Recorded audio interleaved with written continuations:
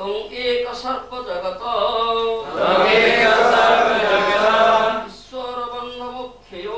Ishvara bandha mukhyo Tam tam archanti kushala Prapanati harang gurum Tum ekaha. Your lordship is indeed. Sarva Jagata. Of the three worlds. Ishvara. The controller. Bandha mukhyo. Of both bondage and liberation. Tongue. That controller. Tang archanti.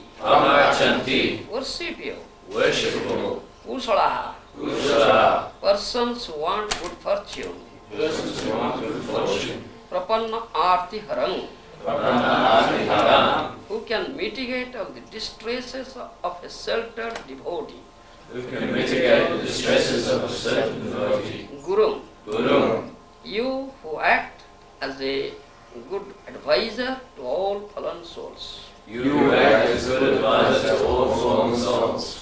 Tumika sabba jagata isvara vandhamukhyo tum tangarchanti kushalaha prapanarti haram guru. Translation by Srila Prabhupada. O Lord, you are the cause of bondage and liberation of the entire universe because you are its ruler. Those who are advanced in spiritual consciousness surrender unto you, and therefore you are the cause of mitigating their distresses, and you are also the cause of their liberation. We therefore worship your lordship. Repeat translation. O Lord, you are the cause of bondage and liberation. Of the entire universe. Because you are its ruler. Those who are advanced in spiritual consciousness. Surrender unto you. And therefore you are the cause. Of mitigating their distresses. And you are also the cause of their liberation. We therefore worship your lordship. Purport by Srila Prabhupada. Actually, Lord Vishnu maintains and accomplishes all good fortune. If one has to take shelter of Lord Vishnu, why should the demigods take shelter of Lord Shiva? They did so because Lord Vishnu acts through Lord Shiva in the creation of material world. Lord Shiva acts on behalf of Lord Vishnu. When the Lord says in Bhagavad Gita, 14th chapter, that he is the father of all living entities, Am Bija Pradapita, this refers to actions performed by Lord Vishnu through Lord Shiva. Lord Vishnu is always unattached to material activities, and when material activities are to be performed, Lord Vishnu performs them through Lord Shiva. Lord Shiva is therefore received on the level of Lord Vishnu. When Lord Vishnu is untouched by the external energy, he is Lord Vishnu. But when he is in touch with the external energy, he appears in his feature as Lord Shiva. This is Srimad Bhagavatam, 8th canto, chapter 7, text 22. In this chapter, the Lord Shiva saves the universe. This has been said. So these are this Prajapati's prayer offers prayers to Lord Shiva. This is the topic. When Lord Shiva drinks poison, ocean of poison, so destructive poison. Thereby Lord Shiva saves the universe. When both demigods and the demons, both of them were thrown in that ocean, pure ocean. So many good things came out. All demigods, all of them, they took out these things. At last when this poison came up, because Vasuki snake was the raw. Here, that Vasuki snake vomited poison. Such poison. Very vast ocean-like poison came up. But all were afraid to take up poison. Will you take poison? Will you take poison? All are very anxious to take up nectar. Nectar will come up and will take. And who will take poison? It's very destructive. But all are afraid. Nobody was prepared to take it up. And if that poison would be there, the whole universe would have been destroyed. Such a condition, you see. But Lord Shiva came up, alive. If nobody wants to take up poison, give it to me. Give it to me. You see, Lord Shiva is such a personality. Lord Shiva is such a personality. He accepts all the rejected stuff. Alive. Nobody accepts. All will reject. No, no, no, no, no, no, no, no. But Lord Shiva says, all right, get it, give it to me. This is such a personality, Lord Shiva. You understand? Is Asutosha, very silly, and within a very short time, he is pleased. He is very much pleased. Yesterday in the evening I was telling you that story how that Brahmin in Kashi worshipped Lord Shiva, and Lord Shiva was pleased within very short time. You just offer a bell leaf and little Ganges water. Om Namah Shivaya. Yes, then Lord Shiva will ask, yeah. What do you want? He'll immediately give a benediction. This is Ashutosh. This is placed in very short time. You can't understand. Do you understand? Huh? He is a new bhakta. You should hear attentively. Do you understand?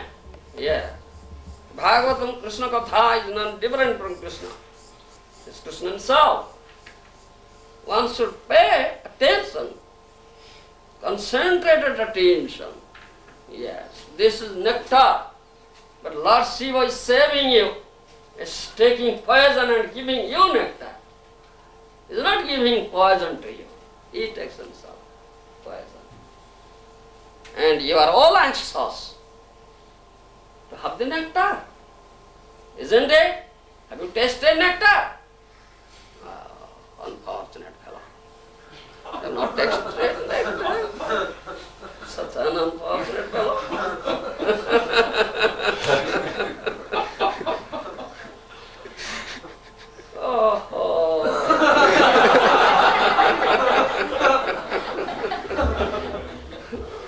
So nectar is here, it's given to you, but you can't have it and taste it. Do you know how to taste this nectar? You don't know. You see, you know how to taste a food? How do you taste it? By what sense you taste it? Huh? By tongue. But this nectar cannot be tasted by tongue. You should mind it. You should know it. Do you know how to taste it? Huh? Yes. What is it? Yes, yes. Oh, you know it. Then how can you taste it? Yes. One should drink this nectar through ears. Yes. Through ears. Srutigatam. Shruti means ear. If you can drink this nectar through your ears, that means paying concentrated attention. Hear it very carefully. Then all your body, all your consciousness, your heart will be purified. Will be purified. all material contaminations. Then you will be able to see the Lord. You understand? Then you will be able to see the Lord. Shrute khita patham. Shrute khita patham. Shruta and ikhita. If you can hear, then you can see. Ikhita means see. Yesterday I was telling you, such big personalities, leaders here in this material world, they say, is there God? Is there Lord? Has anybody seen him? I am such a great leader, I have not seen. Has anybody seen it? They say, because they can't see. I was telling how the great demon, Hiranyakasipu, couldn't see, whereas his son, 7-year-old son, Prahlad Maharaj could see. Do you understand? Why? Why Hiranyakasipu couldn't see, and why and how Prahlad could see? How? What is? Who can answer? Yeah? Niman? From Narad Muni. You heard the Bhagavatam from Narad Muni. Yes. Prahlad Maharaj had heard this Bhagavatam. He had heard. So he could see. Shrute khita patam. If you can hear this Srimad Bhagavatam, Krishna Katha, from a bona fide personality, authority, then you will be able to see the Lord. Who will never have, who has never heard, he cannot see. He cannot see. This is the process. This is the process. And Lord Shiva is very merciful also. Very merciful. And very magnanimous. Dar is very magnanimous. He always accepts all the rejected stuff. All rejected stuff. Nobody will accept that thing. And that's why he says. Lord Shiva has no place, you see. He lives in a crematorium ground, you see. Smasana. He is almost naked. Almost naked. And he has put on the snakes also in his body, snake garland, snake in hand, snake in this head. All snakes. You understand? He has smeared the ashes throughout the body. Throughout the body he has smeared the ashes. He is a mad person. He is also a mad person. He dances always. He dances. You understand? He dances and he also sings some dances. And he has a bull, his carrier. Bull is there. He has a trident with him. Trishul, trident. You understand? Yeah, such a personality. Externally, one may see, if one may see Lord Shiva, one will not appreciate him. He is such an ugly person. He is almost naked with snakes, with matted hair. He is smearing ashes. Not good looking person. He's not good looking person. Like madman. But he's so merciful person. And such magnanimous heart he is, and very powerful personality also. Then otherwise, how can one devour all such ocean-like poison? If you can take only a drop of that poison, you will die. But he didn't die. He didn't die. And no harm also took place in him. No harm. Yes, such power is such a powerful personality. That's why he saves the whole universe. Do you understand? Only little drops, some that fell down on the ground, little drops of poison, the scorpions, the snakes, they took it. So they have become very poisonous. The scorpions and snakes. Very little drop. While Shivaji was drinking that poison, some little drops fell down. And the scorpions and snakes, they took it. So they have become so poisonous now. If a snake will bite, you'll die. You understand? It's very poisonous. How? Lord Shiva could digest all these things. He has such a wonderful power. Here one question is here, the Prajapatis offering prayers to Lord Shiva, O Lord, you are the cause of bondage and liberation of the entire universe because you are its ruler. Those who are advanced in spiritual consciousness surrender unto you, and therefore you are the cause of mitigating their distresses, and you are also the cause of their liberation. We therefore worship your Lordship. And my revered spiritual master, Srila Prabhupada, in his purport explained it. Actually, Lord Vishnu maintains and accomplishes all good fortune. If one has to take shelter of Lord Vishnu, why should the demigods take shelter of the Lord? Why should he take shelter of demigods like Lord? No need at all. In Srimad Bhagavad Gita, Krishna has said no need at all to take shelter of a demigod. Janne, what is that? No. One, if someone avoiding or disregarding Lord Vishnu or Krishna takes shelter of a demigod or some demigods, he is an unintelligent person. Unintelligent. He has no intelligence at all.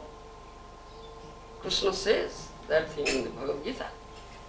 He has no intelligence at all. Because the demigods are subordinate to Krishna, the Supreme Personality of God, Krishna, Vishnu. Haristeka tattvam vidhishiva suresa pranamitam. Lord Hari is the Supreme Truth. Neither Lord Shiva nor Brahma nor Indra, they are all subordinate to Lord Vishnu or Krishna. Vidhi Shiva Suresa Pranamitam. Lord Shiva is worshipped by Lord Brahma, by Lord Shiva and Lord Indra also, all demigods. Ekali Ishwar Krishna also Bhrutya. Krishna is the only Ishvara, only Supreme Controller, Vivo, Supreme Lord. All others are his servitors. Then this question arises here. Why should one demigod like Shiva take shelter? Why? What necessity? No necessity at all. But here in Srimad Bhagavatam it is said, the Prajapatis offer prayer to Lord Shiva that you are the cause of bondage and liberation of the entire universe because you are its ruler. You are the cause of mitigating the distresses of those persons who surrender unto you. You are also the cause of their liberation. We therefore receive your Lordship. If also it is said, Jatha tarurmuda nisacharena tripyanti tatskanda bhujavashakha pranapaharaat tathindriyani tathiva sarvarana machyutejya. If you water, if you put water at the root of a tree, then whole tree with its branches, its twigs, its fruits, and leaves will get what? No separate water. If you give food to the stomach, then whole body will be nourished. No necessity of giving food to the eye or ear or nose or hand or leg. Similarly, tatharanam achyutejya. If you only worship Lord Vishnu, Achyuta, or Lord Narayana or Krishna, automatically all are worshipped, all the demigods are worshipped. No necessity at all to worship the demigods. You understand? No necessity. Lord Vishnu or Lord Krishna is the Supreme Lord, all powerful, is unlimited, is ananta, he has unlimited potency, Whereas these demigods have limited potency. Demigods have limited potency. They will give you some limited result, limited benediction. They cannot give you unlimited benediction. No. Because they have limited power. Limited power. So, why shall one worship demigod like Shiva? And why the Prajapati says so? This is most important thing. This is very confusing. This is very confusing. Srimad Bhagavatam says, only worship Krishna. Only worship Lord Vishnu. Then automatically all the demigods will be worshipped, all will be worshipped. If Krishna will be satisfied, or Vishnu will be satisfied, automatically all will be satisfied. All will be satisfied. As I say, or Srimad Bhagavatam says, if you give food to the stomach, then automatically all the limbs of the body will be satisfied and nourished. No separate giving. Then why this question arises? This is most important question. Therefore we have this thing. I was telling that thing last evening. It's not easy thing. It's not easy thing to understand this thing.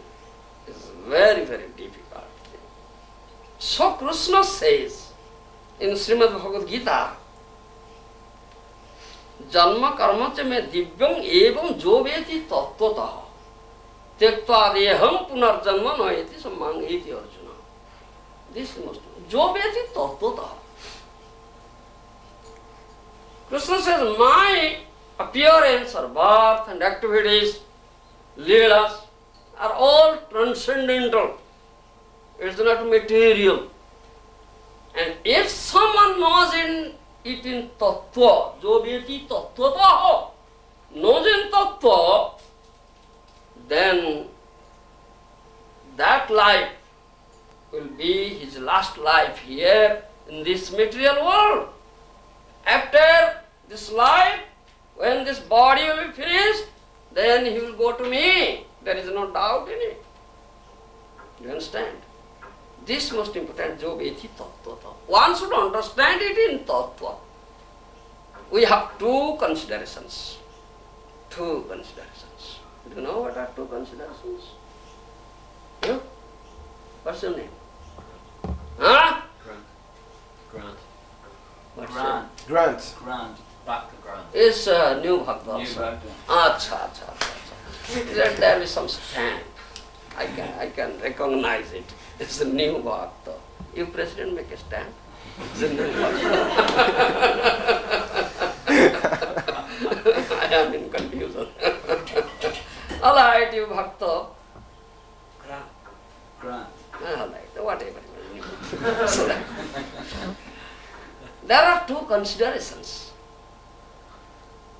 Do you know those two considerations? You don't know, new one. You know? You are not new, I think. You are old. You don't know. Yes. It's not expected that all should know everything. Yes, that's all right. You know, Bhubaneswar. Huh? You're asked.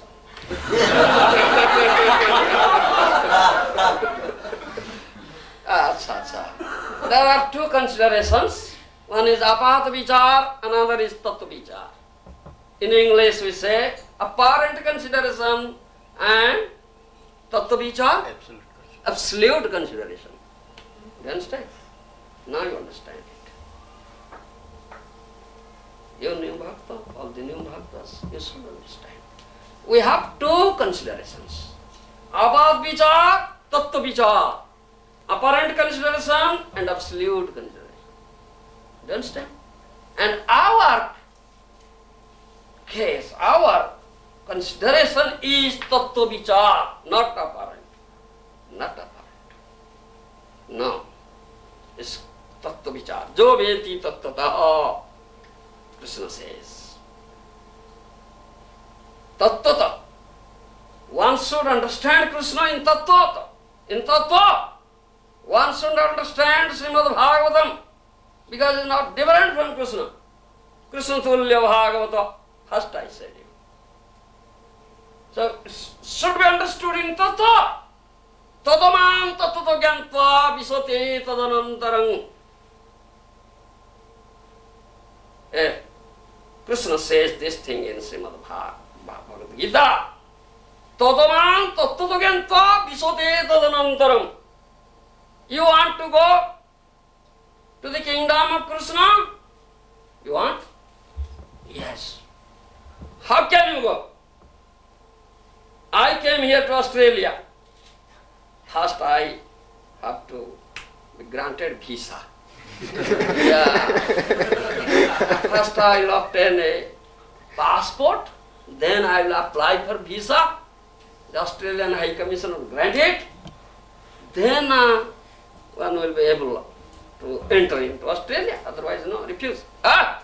So, your passport and visa granted. No, get out! Get out, yes! Get out! Or, if you enter, then you will be punished. Do you understand? No allow. They will not allow you. This is the case here in material world. And how can you enter into the spiritual world? What passport you have? What visa you have been granted? How can you enter? Do you know what passport is required? What visa? Is there any high commission will grant you visa to enter into the spiritual world? Do you know it? You don't know. You don't know. This is passport and visa. Jo vyeti tattva tattva gyantva visote tadanantaram. If someone can understand me in tattva, in absolute consideration, that is visa granted. Then he will be able to enter into my kingdom. Otherwise, no. Get out here. You understand? So this is tattva vichar. This is absolute consideration, no apparent consideration. This is very, very subtle tattva is here. Very subtle tattva. Let me give you one example. What is tattva vichar? I think most of you cannot understand it. Most of you cannot understand it. Can you understand? What is tattva vichar? You economic student, you cannot understand. Do you understand? No. No. That's I say. That I say. It's not an easy thing. So let me give you one example. Say, the Krishna, its activity of Krishna is a very wonderful activity, it's transcendental, not material activities.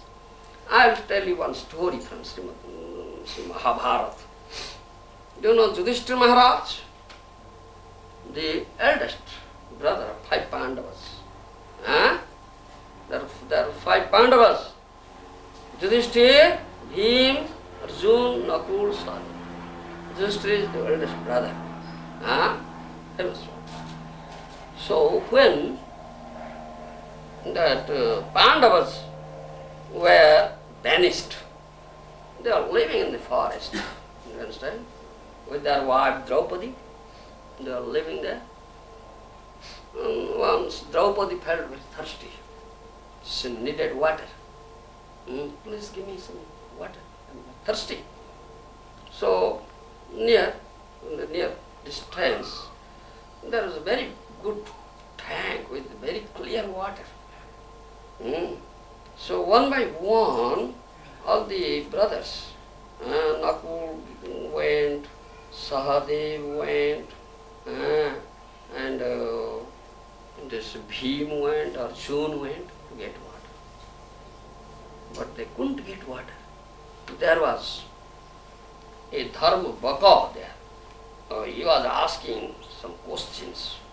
He said, if first answer my question, then you can get the water. Otherwise you cannot get the water. If you take, you will all die. They are all dead.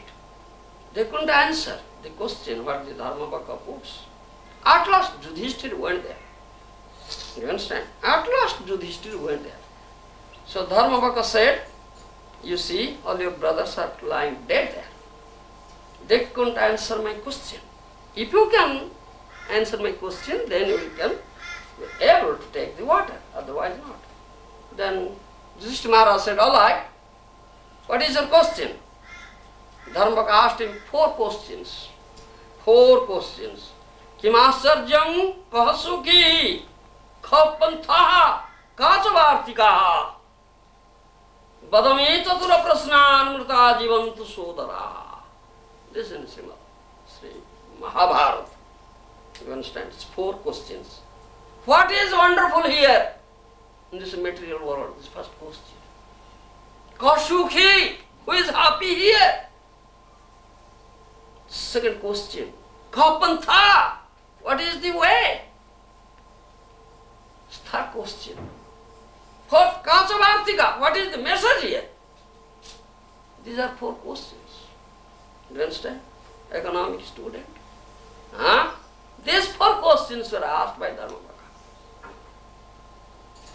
I am not going to tell you the all answers. I have only given one answer. Kasukhi, who is happy here? Do you understand? It's one of the questions, one of the 4 questions. Kasukhi, who is happy here? And Yudhishthira Maharaj gave answer, very nice answer. Panchame ahani sastheva sakam pachati swagruhe androni apravasi cha savari chara modati. This answer Yudhishthira Maharaj gave. You can't understand what it says. You understand? Let me tell you. Who is Sukhi? He says, Panchame ahani sastheva sakam pachati swagruhe. That person, one who works very hard, whole day he works, retiring from work, he comes to his home at the last part of the day and cooks some saag. Saag, leafy vegetable. Do you understand? You are cooking saag here also. Leafy vegetable. He cooks some saag. And just eats it. Do you understand? Is Sukhi, he says. Then another thing he says, Anruni, who has never incurred any debt. Do you understand? Anruni. He just